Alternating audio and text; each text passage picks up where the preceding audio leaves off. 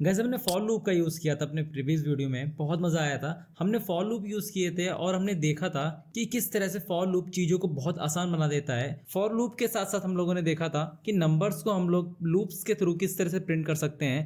अब हम लोग सेम चीज़ वाइल लूप से किस तरह की जा सकती है वो देखेंगे, और मैं आप लोगों को बताऊंगा कि वाइल लूप वर्क किस तरह से करता है सी प्रोग्रामिंग में। Let's start the video. हम बात करने वाले हैं सी में वाइल लूप की कि किस तरह से हम वाइल लूप को यूज़ करेंगे। सबसे पहले मैं आप लोगों को बताना चाहूँगा, चाहे आप वाइल लूप का यूज़ करें चाहे आप करें फॉर लूप का यूज़, दोनों से जो आपका काम है वो हो जाना है। पर कभी कभी फॉर लूप का जो सिंटैक्स होता है वो कन्वीनियंट रहता है और कभी कभी वाइल लूप का। दोस्तों सबसे पहले काम करते हैं, वाइल लूप डॉट सी वाली जो फाइल बनाई है मैंने, इसमें ये जो टेम्पलेट है हमारी सी की उसको कॉपी करके पेस्ट कर लेते हैं। देन ये जो हमारी प्रिंटफ वाली लाइन है इसको मैं बोलूंगा जल्दी यहाँ पर, और जल्दी से यहाँ पर जो मैंने फॉर लूप का सिंटैक्स बताया था आपको प्रीवियस वीडियो में वो राइट करूंगा। तो मैं सबसे पहले राइट करूंगा फॉर, और ब्रैकेट के अंदर एक इंटीजर टाइप का डेटा टाइप बनाऊंगा जिसका मैं नेम रखूंगा आई, और उसकी जो वैल्यू होगी उसको मैं 1 सेट कर देता हूँ। तो सेमी कोलन लगा के यहाँ पर जो कंडीशन होगी हमारी उसको राइट करूंगा। लेट्स सपोज मैंने कंडीशन राइट करी आई ग्रेटर देन इक्वल टू 5, और फिर से सेमी कोलन लगा के यहाँ पर एक इंक्रीमेंट ऑपरेटर दे दिया। उसके बाद मैंने करली ब्रैकेट लगाकर फॉर लूप की बॉडी बना के उसके अंदर एक लाइन मैंने डाली, लेट्स सपोज printf, एंड यहाँ पर मैं दूंगा the value of I is %d and comma लगाकर यहाँ पर मैं आई की वैल्यू दे दूंगा। दोस्तों ये जो प्रोग्राम है हमारा ये हमने प्रीवियस वीडियो में देख लिया था, पर जो डिफरेंस है सिंटैक्स का फॉर और वाइल लूप में मैं आप लोगों को बताऊंगा आज। और दोनों जो कोड होंगे वो एक ही फाइल में मैं इसलिए राइट कर रहा हूँ ताकि आप 1 बाय 1 देख के पता लगा सकें कि जो लूप है वो एक दूसरे डिफरेंट किस तरह से हैं। दोस्तों मैं %d के बाद एक \n दूंगा, उससे क्या होगा, ये जो हमारा आउटपुट होगा वो हर बार एक न्यू लाइन में आएगा। अब मैं रन के बटन पे क्लिक करूंगा और आप देख सकते हैं कि पहली बार जब हमारा लूप चला तो आई की वैल्यू 1 थी, देन दूसरी बार जब हमारा लूप चला तो आई की वैल्यू 2 थी, देन हमारे तीसरी बार लूप चला तो आई की वैल्यू 3 हो गई। उसी तरीके से जब आई की वैल्यू 5 के बराबर हो गई, जैसा कि हमने दे रखा था यहाँ पे कि जब आई की वैल्यू है वो इक्वल टू हो जाए 5 के या फिर लेस देन रहे 5 के, तब तक लूप चलाते रहो। अगर मैं क्या करूं, इस लेस देन इक्वल टू की जगह ओनली लेस देन का सिंबल लगाऊं, तो आप देखिए ये जो फॉर लूप है हमारा उसने बस 4 टाइम आइटरेशन परफॉर्म करा। 4 टाइम क्यों करा?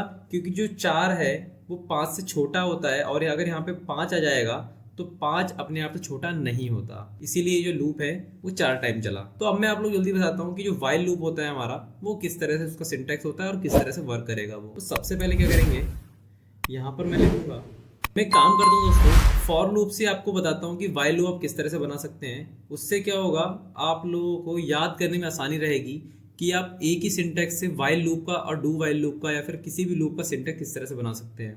तो मैं सबसे पहले इन लाइंस को रेप्लिकेट करके नीचे ले आता हूँ।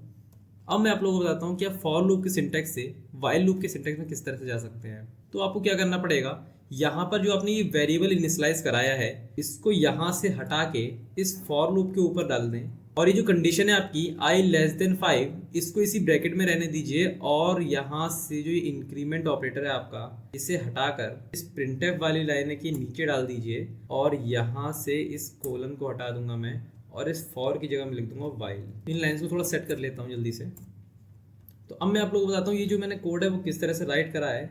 सबसे पहले जो हमारा फॉर लूप है उसको मैं कमेंट आउट कर देता हूँ। तो दोस्तों ये जो मैंने लाइन नंबर 9 से लेकर लाइन नंबर 14 तक कोड लिखा है ये किस तरह से वर्क करता है और ये है क्या, मैं आप लोगों को बताता हूँ पहले। देन दोस्तों सबसे पहले हमने किया क्या है, यहाँ पे एक आई नाम का वेरिएबल बना लिया जिसका डेटा टाइप मैंने इंटीजर रखा है, और उसमें एक वैल्यू इनिशियलाइज करा दी, उसकी इनिशियल वैल्यू आई की 1, और यहाँ पर मैंने लिखा वाइल। वाइल यानी जब तक ये जो कंडीशन है वो ट्रू रहे तब तक क्या करो, ये प्रिंटफ वाइल लाइन को चलाते रहो चलाते रहो चलाते रहो, और हर एक आइट्रेशन में जो आई की वैल्यू है वो बढ़ा दो। इसीलिए मैंने यहाँ पर ये इंक्रीमेंट ऑपरेटर का यूज़ करा है। आप लोग देख सकते हैं ये फॉर लूप का जो सिंटैक्स था उसमें क्या था कि एक ही लाइन में आप लोग इनिशियलाइजेशन, कंडीशन और इंक्रीमेंट या डिक्रीमेंट ऑपरेटर का यूज़ करके अपना सिंटैक्स कंप्लीट कर सकते थे, और स्टार्टिंग में फॉर लगाना होता था आपको। तो दोस्तों अब इस कोड को मैं रन करके देखता हूँ और देखते हैं क्या आउटपुट आता है हमारा।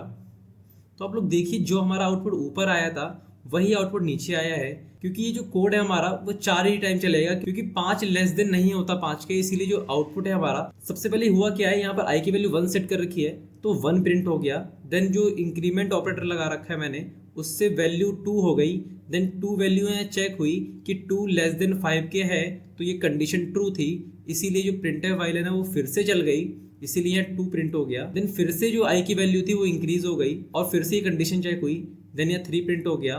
फिर से ये इंक्रीमेंट ऑपरेटर जो आई की वैल्यू थी वो इंक्रीज कर दी, देन फिर से ये कंडीशन चेक हुई, उसके बाद ये फिर से लूप चल गया, 4 प्रिंट हो गया। देन उसके बाद जब वैल्यू बढ़ी हमारी 4 से, जब वैल्यू 5 कर दी इस इंक्रीमेंट ऑपरेटर ने, तो ये फिर से जब कंडीशन चेक हुई तो ये कंडीशन हो गई फॉल्स और जो हमारा कंट्रोल था वो वहीं से बाहर आ गया, इसीलिए जो हमारा लूप है वो बस 4 टाइम चला है। तो दोस्तों अब बात आती है कि हम फॉर लूप और वाइल लूप को कब कब यूज कर सकते हैं। तो दोस्तों बेसिकली जो हमारा वाइल लूप होता है वो हम लोग नंबर्स के साथ यूज नहीं करके कॉम्प्लेक्स कंडीशन के साथ यूज करते हैं। लेट्स सपोज ये जो आई की वैल्यू है, अगर हम यहाँ पर 1 नहीं दे के इस वैल्यू को यूजर से लेने लगे, तो मैं यहाँ पे लिखूंगा printf enter the value of I. मैं यहाँ पे scanf फंक्शन का यूज करूंगा यूजर से इनपुट लेने के लिए। मैं यहाँ पे %d दूंगा और कॉमा लगा के m%i लगाऊंगा और इस सेमी कोलन से इस लाइन को क्लोज करके हम क्या करेंगे, इस प्रोग्राम को रन करेंगे। और अगर मैं यहाँ पे आई की वैल्यू एंटर कराऊँ, थोड़ा सा बड़ा कर लेता हूँ मैं। लेट्स सपोज मैंने आई की वैल्यू एंटर कराई 5,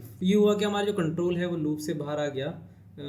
मैं बताता हूँ आपको। सबसे पहले क्या करेंगे, हम लोग आई की वैल्यू कुछ डिक्लेरेशन दे देंगे और यहाँ पर इन लाइंस को हम लोग यहाँ डाल देते हैं। तो सबसे पहले लूप को चलने के लिए इनिशियल वैल्यू प्रोवाइड कराएंगे हम लोग। उसके बाद अगर ये कंडीशन जब तक ट्रू रहेगी तब तक ये लूप चलता रहेगा। और मैं इस 5 की जगह 35 कर दूंगा। और अब देखिए आप लोग, मैं 6 एंटर कराऊंगा तो फिर से ये वैल्यू मांग रहा है enter the value of I. मैं 5 एंटर कराऊंगा, फिर से मांगेगा एंटर द वैल्यू ऑफ आई, फिर से मांगेगा, फिर से इसने मांगा enter the value of I.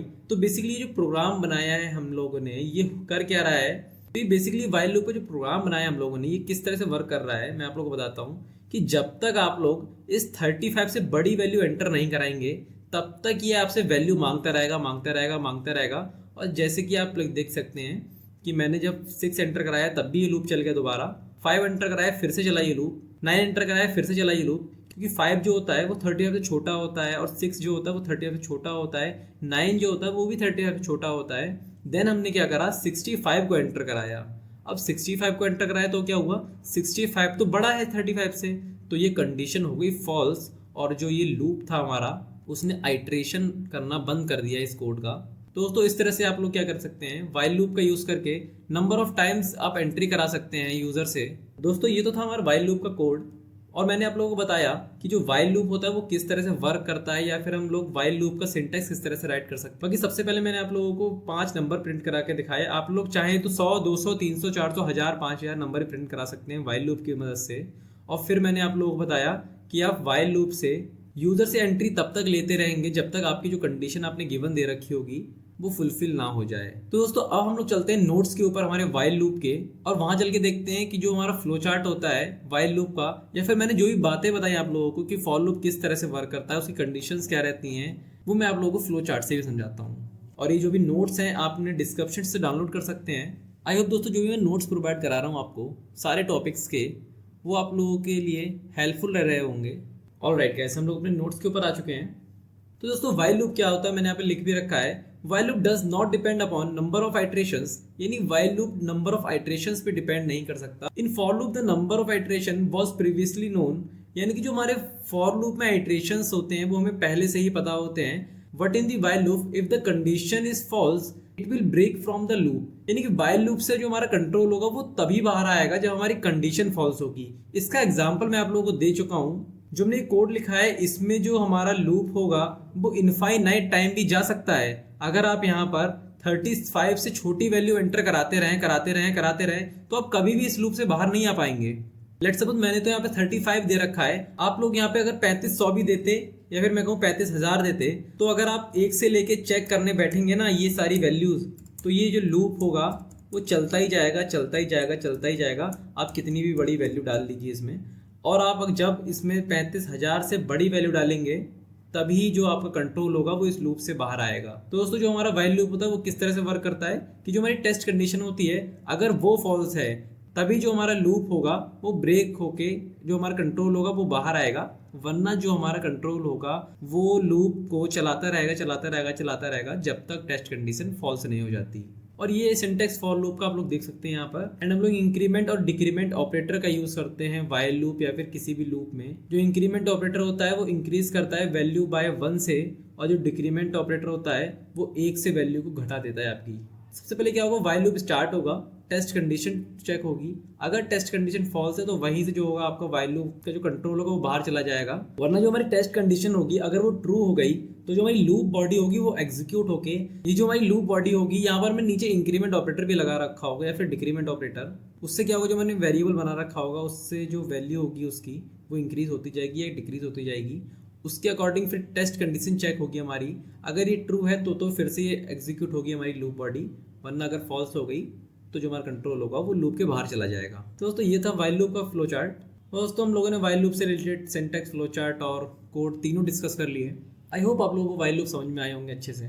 I hope दोस्तों ये जो चीज़ें मैंने आप लोगों को बताई आप लोगों को अच्छे से समझ में आई होंगी। बाकी अभी तक हम लोगों ने बहुत सारे टॉपिक्स क्लियर कर लिए हैं। And guys do subscribe this channel ताकि जो भी नेक्स्ट टॉपिक हम लोग क्लियर करें आप लोगों से मिस ना हो। और मैं मिलता हूँ आप लोगों से नेक्स्ट वीडियो में। Thank you so much guys for watching this video.